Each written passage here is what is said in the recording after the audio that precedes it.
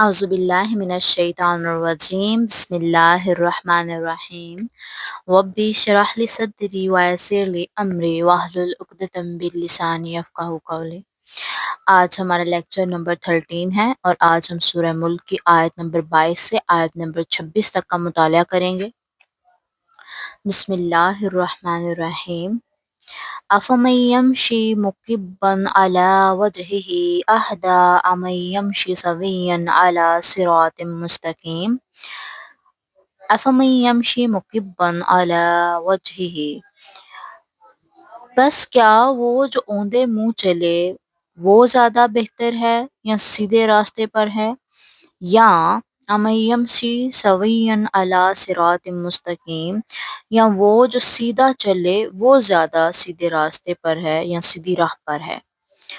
مکبن کا مطلب ہے اوندے منہ چلنا، یعنی کہ منہ کا زمین کی طرف جو ہے پیٹ کے بل چلنا، جیسے کہ کیڑے رینگتے ہیں، اور دوسری طرف ہے سوین، یعنی کہ بالکل سیدھا۔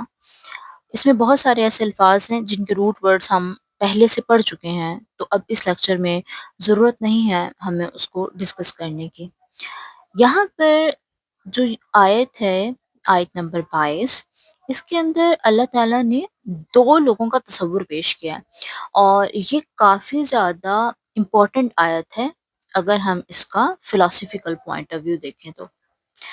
اللہ تعالیٰ نے انسان کے بارے میں ہمیں بتایا ہے کہ پھر کیا جو شخص اپنے چہرے کے بل گرتا ہوا چل رہا ہو وہ زیادہ ہدایت یافتہ ہو سکتا ہے، یا وہ جو سیدھے راستے پر سیدھا چل رہا ہو۔ اب یہاں پر یہ آیت ہمیں کیا بتا رہی ہے؟ اس طرف اشارہ ہے کہ دو لوگ ہیں، ایک وہ ہے جو زمین پر منہ کے بل رینگ رہا ہے، گر کر چل رہا ہے جانوروں کی طرح، اور وہ اس کا مقصد کچھ بھی نہیں، اس کو سامنے کچھ بھی نہیں نظر آئے گا، کیونکہ اس نے اپنا لیول اتنا لو کر لیا، یعنی کہ وہ حیوانی سطح پر اپنی زندگی گزارا ہے، اینیمل لیول پر، یعنی اس کی زندگی کے اندر کوئی بھی مقصد نہیں ہے، اس کو اپنے آنے والے کل کے بارے میں نہیں پتا۔ گو ود دا فلو والا حساب ہے نا، جسے ہمارے ہاں کہتے ہیں کہ گو ود دا فلو۔ نہیں، گو ود دا فلو نہیں کرنا، ہمیں اپنی زندگی میں مقصد رکھنا ہے کوئی۔ تو اللہ تعالیٰ فرماتے ہیں وہ جو سیدھا چل رہا ہے، انسان کی تخلیق اللہ تعالیٰ نے ایسی کی ہے کہ اس کے لیے تو اوندے منہ چلنا ہے ہی بہت مشکل، وہ نہیں چل سکتا، ٹھیک ہے، لیکن وہ جو انسان بالکل سیدھا ہے، سیدھا چل رہا ہے، اس کو اپنی زندگی کا مقصد پتا ہے، اس نے اپنی سمت جو ہے وہ طے کر رکھی ہے کہ اس کو کس طرف چلنا ہے، اس کو ہر چیز اس کی آنکھوں کے سامنے واضح ہے، یعنی وہ ہدایت یافتہ ہے۔ دوسری طرف وہ شخص ہے جس کے پاس ہدایت نہیں ہے، وہ مقصد اور سمت دونوں سے محروم ہے، اس کے سامنے آنکھوں کے کچھ بھی واضح نہیں ہے، تو اس کے سامنے کی جو زندگی ہے وہ بے مقصد ہے۔ زندگی کا مقصد کیا ہونا چاہیے؟ اقامت دین اور رضا الہی کا حصول، اور ہماری آخرت کس میں؟ کہ ہم اللہ تعالیٰ کی رضا حاصل کر سکیں۔ تو یہ جو ہمارے پاس آیت ہے، یہ دراصل ہمارے لیے تشبیہ ہے، ہدایت اور گمراہی کے درمیان فرق بیان کرتی ہے، کہ وہ انسان جو کہ گمراہی کی زندگی گزار رہا ہے وہ کبھی سیدھے راستے پہ نہیں ہو سکتا، جس کی زندگی میں کوئی مقصد ہی نہیں ہے، جس کا آئیڈیل لائف میں کوئی ہے ہی نہیں۔ تو سب سے پہلے ہمیں اپنی زندگی میں کوئی گول سیٹ کرنا ہے، کوئی مقصد، کوئی سمت کا معلوم ہونا بہت ضروری ہے۔ اگر ہماری زندگی میں کوئی سمت نہیں ہوگی تو ہمارے جو راستہ ہے وہ صحیح سیدھے راستے پہ بالکل نہیں جائے گا، وہ ہمیں ہماری درست منزل تک نہیں لے کر جائے گا۔ تو اپنی پہلے مقصد کا تعین کریں، اس کے بعد ہی ہماری زندگی میں جو ہے بہتری آ سکتی ہے۔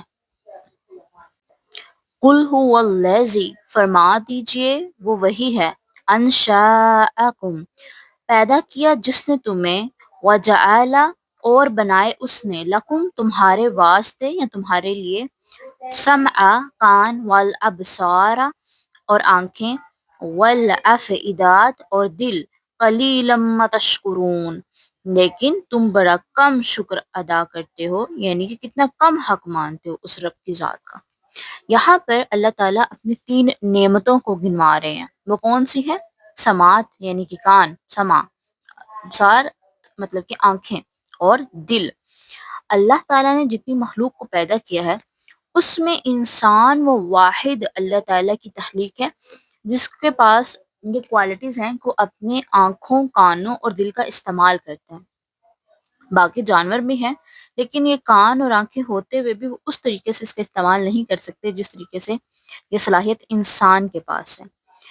اب آپ نے دیکھا ہے کہ قرآن کے اندر اکثر جگہ پر سمع پہلے اور ابصار بعد میں آتا ہے، یعنی کانوں کا ذکر پہلے اور آنکھوں کا بعد میں سامنے ہے۔ اس کی ایک وجہ یہ ہے کہ سننے کی صلاحیت انسان کی ابتدائی اور بنیادی حصوں میں سے ایک ہے۔ پیدائش کے وقت ہی سننے کی حص اور فعال ہوتی ہے، جبکہ دیکھنے کی جو صلاحیت ہے وہ مکمل طور پر ترقی آنے میں کچھ وقت لگ جاتا ہے۔ اس لیے کانوں کا ذکر پہلے آتا ہے انسان کی پیدائشی حالت، اور جو حسیات کی ترتیب کے اشارے کی طرف ہو سکتا ہے۔ تو قرآن میں کئی مرتبہ اللہ تعالیٰ نے کان کا ذکر کیا۔ دوسری طرف یہ بھی ہے کہ ہم جو سنتے ہیں، ٹھیک ہے، کان سے سنتے ہیں، اس پر عمل کرتے ہیں، ٹھیک ہے، وہ ہمارے لیے ہدایت کا پہلا ذریعہ ہوتا ہے، سننا، کسی کی بات کو سننا۔ تو اللہ تعالیٰ نے کہا کہ جو تمہیں یہ نعمتیں عطا فرمائی گئی ہیں، یہ بہت بڑی نعمتیں ہیں اگر تم سوچو تو، لیکن تم ان کا شکر بہت کم ادا کرتے ہو۔ تو اللہ تعالیٰ نے آخرت میں ہمیں دی گئی تمام نعمتوں کا سوال کرنا ہے ہم سے، تو ہمیں اللہ تعالیٰ کی دی گئی ان بڑی نعمتوں کا سب سے زیادہ شکر ادا کرنا چاہیے اور ان کو بالکل درست سمت میں استعمال کرنا چاہیے۔ قُلْ هُوَ الَّذِي ذَرَأَكُمْ فِي الْأَرْضِ وَإِلَيْهِ تُحْشَرُونَ، فرما دیجئے وہی ہے جس نے تمہیں زمین میں پھیلایا اور اسی کی طرف اٹھائے جاؤ گے۔ یہاں پر لفظ استعمال کیا گیا ہے زارا، جس کا معنی ہے پھیلایا، یعنی کہ پیدا کیا، اور تحشرون کا مطلب ہوگا اٹھائے جاؤ گے، یعنی سمیٹے جاؤ گے۔ تو اللہ تعالیٰ یہاں پر ہماری زندگی کا مقصد بیان کر رہے ہیں کہ اللہ تعالیٰ ہی وہ ذات ہے جس نے انسان کو پیدا کیا، تخلیق کیا، اور پھر وہی ہے جس نے اس کو جو ہے نمبرز میں ملٹی پلائی کر دیا، یعنی انسان کو پوری زمین میں مختلف خطوں میں بکھیر دیا، پھیلا دیا۔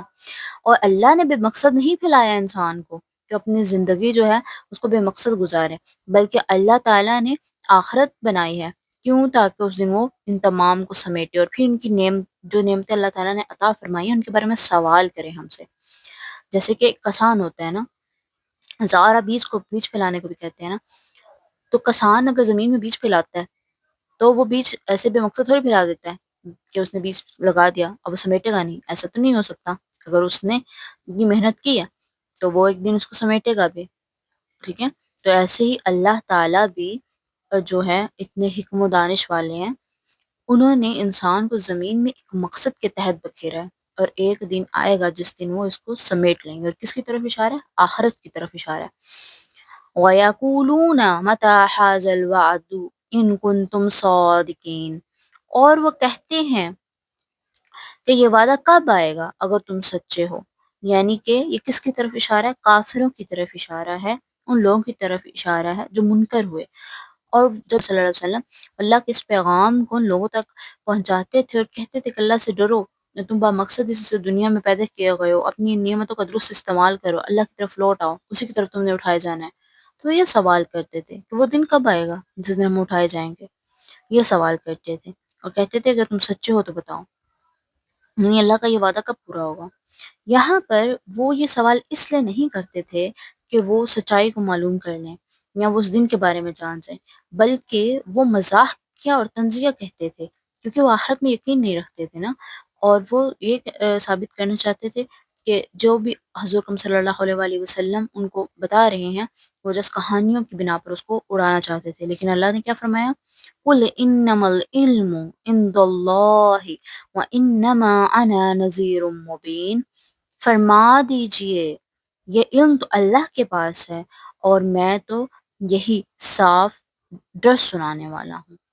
تو اللہ کے پاس ہی سارا علم ہے، پیغمبر کے پاس علم نہیں ہوتا، آخرت کا علم، قیامت کا علم صرف اللہ کو پتہ ہے، اللہ کی ذات جانتے ہے کہ وہ دن کس دن مقرر کیا گیا۔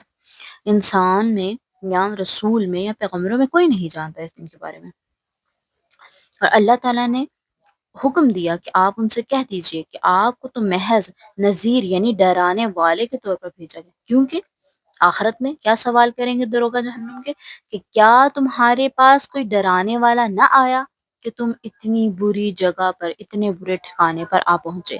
تو یہ سوال کیا جائے گا، تو اس پر حضور صلی اللہ علیہ وسلم کو حکم ہوا کہ بس وہ یہ بتائیں کہ وہ صرف ڈرانے والے کے طور پر بھیجے گئے ہیں، تاکہ یہ لوگ اگر غلط راستے پر ہیں تو اس راستے کو چھوڑ کر اللہ تعالیٰ کا سیدھا راستہ اختیار کر لیں۔ تو ان آیات میں اللہ تعالیٰ نے کیا فرمایا کہ ہمیں اپنی زندگی میں اپنا مقصد ڈھونڈنا ہے، اپنی زندگی میں ایک آئیڈیل جو ہے رکھنا ہے، اور یہ بھی ہے قرآن میں کہ جتنا بڑا آئیڈیل آپ کا ہوگا اتنی بہترین شخصیت آپ کی ہوگی۔ سب سے بیسٹ آئیڈیل کون ہے؟ پروفٹ صلی اللہ علیہ وآلہ وسلم ہمارے لیے۔ تو ہمیں اپنی زندگی کو بامقصد بنانا ہے اور سیدھا راستہ اختیار کرنے کے لیے پہلے اپنے ٹارگٹ سیٹ کرنا ہے، اور اس کے بعد ہمیں ڈرنا ہے اس دن سے جس کا وعدہ جلد پورا ہو جائے گا، اور اس دن ہم تمام اللہ تعالیٰ کے سامنے لوٹائے جائیں گے، اور پھر ہمیں جواب دینا پڑے گا ہر نعمت کا بھی اور ہر عمل کا بھی۔ السلام علیکم۔